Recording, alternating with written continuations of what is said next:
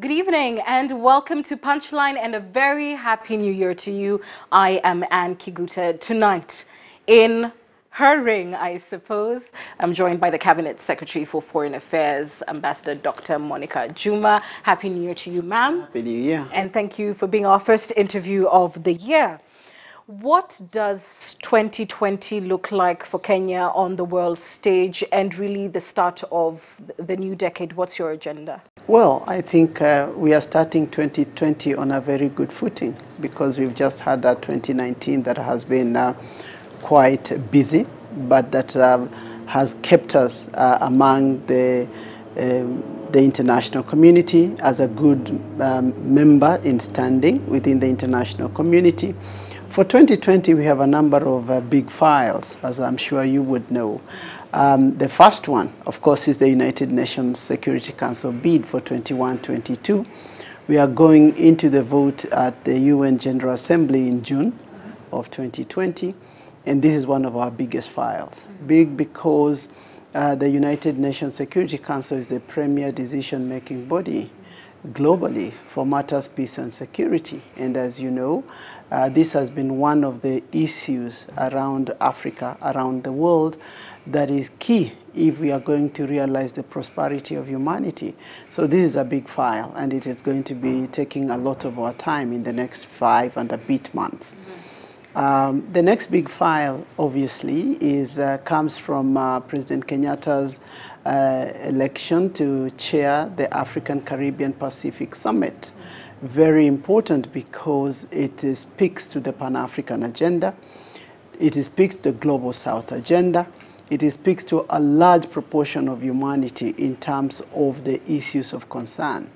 Well, whether you're talking about development for the South-South, whether you're talking about issues of solidarity, or whether you're talking about real issues like the climate crisis, which is a big issue. You have seen where we have been in 2019 in terms of the vulnerability that has been caused by the debate around climate change.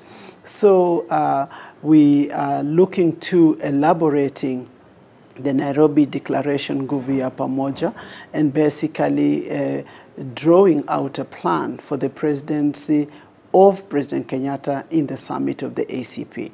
But more fundamentally, we are going to be signing the post-Cotonou agreement. So we're going to be concluding those negotiations in Brussels, and we are looking forward to signing an agreement that drives the development agenda of the ACP within the framework of the ACP-EU partnership. So that's another very big file that we are looking in 2020, and it speaks to the core of our foreign policy in terms of it being a Pan-African oriented foreign policy. Right. So we intend to elevate President Kenyatta's leadership in the Global South through the path of Pan-Africanism, which is really the essence of who we are. Okay. And we'll talk about that in detail when we speak of Kenya's role at the AU. But before we get very Pan-African, if you could start, closer home with the East Africa community and regional and integration, the political integration that is also expected. At the turn of independence, we had a common market, a customs union, even a common currency. Yet in less than 20 years, we saw all of that eroded. In the current push for integration, what makes you believe that we could be more successful now, including with a political federation? One of the things is that there is a consensus across the African continent that the way to go is integration. Now that we have gone past the political liberation of the continent, everyone believes that we have to focus on the development and the status of the livelihoods of our peoples. Now, that takes various formats, but socio-economic development becomes central to this. And this is why, if you look at Africa's Vision 2063, it focuses very much on a number of parameters. One, how we accelerate development, how we create connectivity in order to drive trade and development, how we grow connectivity, which is what explains the African Open Skies policy. And so there's a lot of drive towards integration. And this is what has been given expression through the CFTA, the Continental Free Trade Area. So the continent is of one mind that we have to integrate, and that our regional economic blocks become the foundation stones, the stepping stones to the greater continental integration. And that is why we are hopeful. If you look across all the regional economic communities, you will see the progress that each one of them has made, whether it is in terms of beginning with movements of people, goods, and services, whether it is in SADC, EAC, whether it is in ECOWAS. So there is a movement towards more, not lesser integration. But with the greatest respect to what the AU, at the AU level, has been agreed, when you approach the countries individually, we are seeing quite the opposite. For instance, we had a customs union protocol that was signed 14 years ago, a common market protocol that was to come into effect fully 5 years later. After nearly a decade, these are not yet to be implemented. And it is true that it may have taken longer than we'd all wish that it does, but there is progressive. It's very cumulative, but it is steady.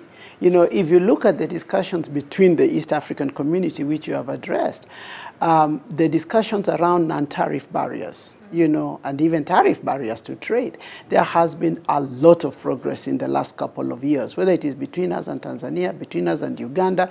I mean, just before Christmas, people were already in Tanzania for a JCC review that was speaking to these matters. So, yes, it has not moved as quickly as we would need it, and a lot of that is around issues of standardization, issues of the level of connectivity, issues of different patterns of behavior, even of traders and things like that, different policy frameworks that all have to be harmonized. So this work takes time, but it is happening. But there must be an end date in mind, 14 years on. I mean, is that goal any nearer? There's no end date. We will continue to improve it as we go along. You do not have a target, an agreement within the East Africa community that by this date we should have had full integration? No, we don't, and that depends on a number of things, really. It depends on, first of all, on the people participation themselves, because this is a people integration as well. And you will know that across the member states of the EAC, there's different levels of sensitization and engagement of the community. We have the parliament that is discussing this matter, the East African Parliament and so forth. We have our ministers responsible for the East African Cooperation that meet on a constant basis at sectoral levels. And I think it is important, it is very important that there is cohesion and there is complete understanding at various levels. So yes, it is taking time but it is working. Some would say you're being what we expect you to be, which is an astute diplomat, choosing your words very carefully. But politics, whether it be at a local or regional level, we all know that if somebody doesn't want something to work, they delay it. And so Kenyans are seeing this. Indeed, the world is seeing this as proof that there isn't consensus on the matter. Well, and that is not exactly true. 4 years ago today, we could not move in the East African region only using your ID card. 2 years ago, the president had not declared that you could live and work and settle anywhere in East Africa, because you can do that within the Kenyan territory. So this might sound like small things, but they are the ones that help to build. Our universities, inter-university councils, are allowing for admission across the region. This is important so that we have the same standardization in terms of training and the same level of skills, because we are building for a single economy. We are thinking about how you create regional value chains, so that when you're having an industry, you can source for materials from across the region. So all these things require some understanding and some protocols, and all these are in discussion, and in some cases, they are actually being implemented. You're talking about that moving around, and despite that right which you've mentioned to reside and work that's guaranteed to EAC citizens through the Common Market Protocol, we've seen Tanzania with Operation Timua Wageni. So how many Kenyans, for instance, have had to be returned under that policy of President Magufuli? I don't have any numbers, but I can tell you for a fact there is a very intense conversation. You will know that the Minister of Foreign Affairs of Tanzania was in Kenya not long ago. Our board teams that are dealing with trade and integration have been in Tanzania and vice versa. And we are having a conversation. And you have had the heads of state of both countries reaffirm the importance of integrated economies. And the reason for this is the reality of today's world. Kenya with 47 million, this is not the population that is going to provide us the market that provides us prosperity to push us to the upper middle class income. What are you saying of those 47 million Kenyans with that statement? I am saying that it is a small market. We have to grow beyond the 47 million if we are going to fulfill the promise of our dream. You know, so 47 million is a small economy. It's a big economy in terms of being the engine of the region, but we need to expand it. That is why we have framed ourselves to be a bridge, even in terms of the CFTA. And when we engage with colleagues beyond the African continent, we are offering Kenya's strategic positioning. We are offering Kenyan service industry. We are offering Kenyans competencies so that we can provide for them a bridge into a market of 1.2 billion people. You've talked about what is happening the world over. I put it to you, Cabinet Secretary, that what is happening the world over is that countries are looking inward. We see that with how US politics is playing out. We see that with Brexit. We see that next door with Tanzania, with President Magufuli being able to meet President Kenyatta, agree on one thing, but implement a different policy on the ground. And my question to you is this: whereas the mathematics may work, it appears to some that the soft issues of convincing the actual citizens on the ground is what these countries have not worked on. Will that be the failure of the East African Common Market, and indeed any integration that you want to see, be it on the continent or in our region? The fact that ordinary citizens haven't bought into this idea that we are one, which African leaders are trying to push. Well, Anne, you know, there are some very specific examples that are being picked in terms of explaining narrow nationalisms. But I think you have to look at those in relation to the global pushback that is happening in terms of the need to preserve global solidarity because we are a common humanity. Now, if you take a challenge such as climate change that we are talking about, it doesn't matter how good you are in mitigation, in adaptation as a country. If your neighbor does not do the right thing, it doesn't matter how good your strategies are. So somehow we are bound by a common humanity. And that is the reality. And that is why multilateralism, in spite of those examples that you can give right now, I believe is going to prevail. In fact, a large proportion of the world today is inclined towards human solidarity. And so I think it is important not to just pick one or two cases that are somewhat unfortunate because they are not desirable, especially if they are going to have a negative impact on the rest of the globe, and to look at the larger world. What is the cry for? The cry is for relevance in terms of the development pattern. We have seen growth in some cases that is not translating into human prosperity at a broader level. This is a problem, the problem of inequalities, where you're having a small number of people that are having so much wealth and the large proportion of populations on the ground that don't have.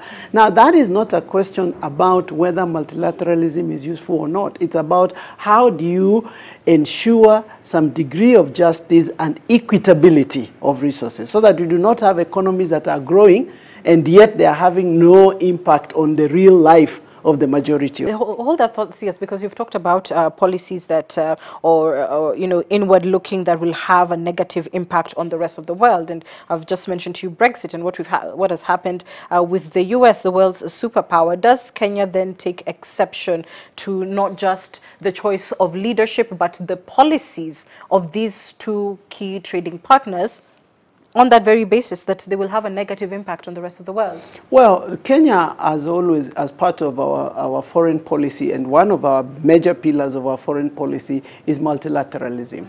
And we support a rule-based international relations for a number of reasons. One of which is that we have asymmetrical power relations between nations. And that for smaller and middle-level nations, it is very difficult if we do not have rule-based, where there are principles that see us as equal partners in the global stage. So we, are for multilateralism. So what do you tell Boris Johnson, who is determined to push through Brexit one way or another? We saw in the last year a resounding win for the Tories, meaning that this is what the British people want, regardless of what it means. The British people, our understanding, and even in the conversation with them, it is not a negation of multilateralism. I am sure you have seen Boris Johnson here as a foreign secretary. He actually paid us a visit to explain their reasons for wanting to get out of Brexit. But the most fundamental thing was that they wanted to have the freedom to engage with the rest of the world. And that has been the discussion within the Commonwealth framework. That is a multilateral engagement. So the issue is around whether they feel that the framework of the EU responds to the needs of British. But I do not think it is a negation of multilateralism. So, and I think this is a wrong interpretation of what is going on. Will Africans then, and particularly East Africans, Kenyans, be given a similar option, that a Brexit-style opt-in, opt-out to this political federation and, and complete integration? Well, that is a question of the future. I don't know what the East African people will want. But at this point, I think the East African people are for the East African community. But how would you know unless you have gone to them? And which is my question. You're seeing the British going to their people and asking them, how do you want to relate with the rest of the world, if I was to be diplomatic about what Brexit is about? And then they said we wanted to exit. Why are we not seeing our own leaders in Africa coming to us while pushing this integration agenda? And, given whatever economic reasons there are, and asking us, do you want to integrate? But isn't this a matter of how you organize political representation, really, Anne? The EU was created 40-some plus years ago. I mean, there was no referendum then when it was being created. I mean, if you're saying that we have reached a point where East African leaders should go back to their people and say, do you want a federation or not? That's a different matter. But as we stand now, there is an EAC. It was forged within the framework of governance that was there at the time. We believe, those of us that are in leadership believe that EAC has value for our integration and for our prosperity, because we are not integrating just for fun. We are doing this in order to broaden the opportunities that exist for our people and as much as possible to reduce the risks that come upon them. As we conclude this segment, Cabinet Secretary, I put it to you that you may be running with an agenda that is not the people's agenda, that until the current presidents allow their people to say whether or not this is what is on the agenda for them, given the fact that 14 years on, basic things are still not going, it's just talk and more talk, that this may be something that ordinary citizens don't want. So you're championing a leader's agenda and not the people's agenda. Really, Anne, I think that might be the discussion you're having in the cities. If you go to some of the areas where this is the real life every day, and I'm talking about our border areas, for example, you'll be surprised at the level of value this integration has.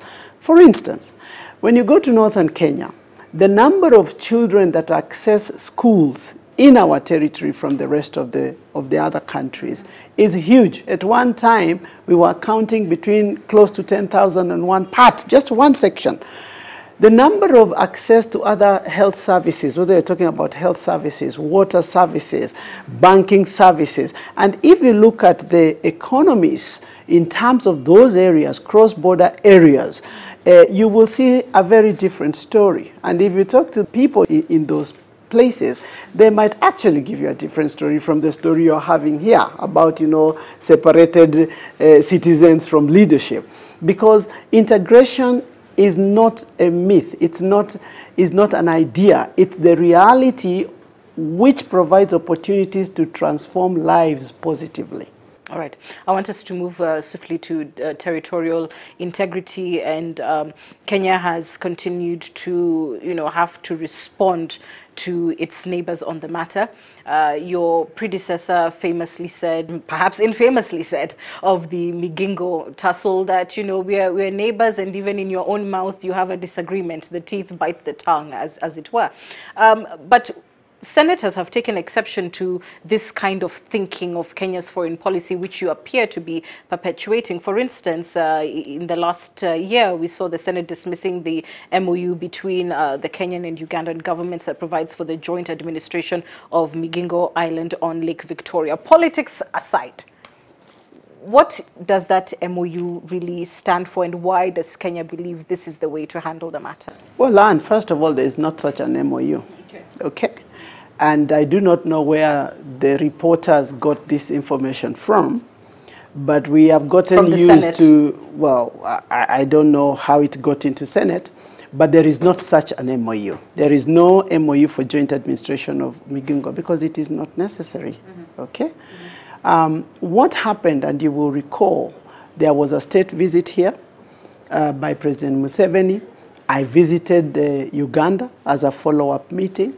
And long before that, the matters of Migingo had been discussed even before my immediate predecessor. You know, in fact, part of the first joint team between Kenya and Uganda on Migingo was led by the current Senator Wetangula on Migingo. So it is almost cheeky that this would again surface in the fashion that it did.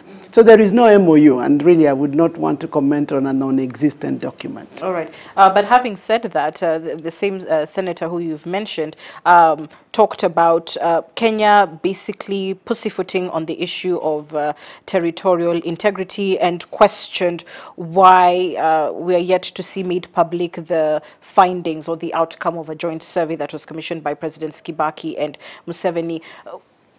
Is that a document that is public? Can you tell Kenyans what did it find in terms of our borders? Well, I've not seen it, you know, and I would probably check with him so that he can give me a copy. But on a serious note, the discussion around Migingo has been ongoing. Like with any other neighboring country, we have a joint borders commission that deals with the matter of the boundary between ourselves and Uganda in its totality. This commission meets regularly, you know, but one of the peculiar issues around Migingo has to do with the transnational, transboundary resources, in this case the fishing resources, which is really the big question about Migingo. And like in any other situation of this kind, there would be protocols that look at access, exploitation, sustainable management of a resource such as the fisheries, you know. And so the departments of fisheries of both countries are intensely engaged. And this goes to questions of standards. You know, what type of fishing nets do you have? How do you determine the stocks, you know, of the fishes? What sizes do you get so that you can create a sustainable ecosystem in the lake and so forth? And in that context, is there an agreement on how to deal with Migingo? Is there, it may not be escalated to the level of memorandum of understanding, but would you say that there is a clear shared understanding on sharing the resources, the land, the waters of Migingo between Uganda and Kenya that is satisfactory? As I have said, there are a number of agencies, as you would imagine. It would require the agencies that are dealing with the Lake Victoria, and we have a complete saga that actually deals with it. You have a fisheries department, you have boundaries institute. So there's a collective of actors that are engaging on a constant basis. Does Kenya believe Migingo belongs to Kenya? Is that clear to the government of Kenya that this is Kenya's sovereign territory? I will tell you this, Anne, and I've said this unequivocally. Not an inch of the territory of the Republic of Kenya has been, is being, will be negotiated away to anybody. Can you say that with the word Migingo in that sentence? Of course. All right. You said that you had not seen this document that Senator Wetangula is referring to, and he's saying he hasn't seen it either, but just for the purposes of clarity, because governments act in perpetuity, is there the finding of a commission by President Mwai Kibaki and Yoweri Museveni on the survey of the boundaries of Kenya and Uganda? Is that a document that is with the governments of Kenya and Uganda? I have told you I have not seen it. How can you not be aware of such a document? Well, but you're just telling me that the person who claims it's there has not seen it. Why would I comment on something that is Are you saying President being assumed? Kibaki did not commission such a project with President Museveni? I have told you that the claim from the Senate around this Migingo issue is based on information that I am not aware of. That is the bottom line. So I really do not see the reason for wasting time commenting on things that I am not aware of. That a document that was commissioned by the two presidents of these countries that was ostensibly meant to put a rest to this matter is something that is not important to you? I have told you, I have not seen the document. All right. Let's move to the issues of Somalia, where there have also been concerns. How would you describe Kenya's relationship with Somalia at the start of 2020? It's good relations. Okay. Do you believe that Somalia should not pursue any issues on the Elmi Triangle at the courts? Well, I don't speak for Somalia, I speak for Kenya, so I think that question is not mine. I'm asking what Kenya wants, because Kenya has been, as it were, playing hardball on the issue, feeling that Somalia should not have gone to the ICJ. Are you saying this is not the position? That is our position, and we still hold that position. And the reason we hold that position, we have been very consistent and clear.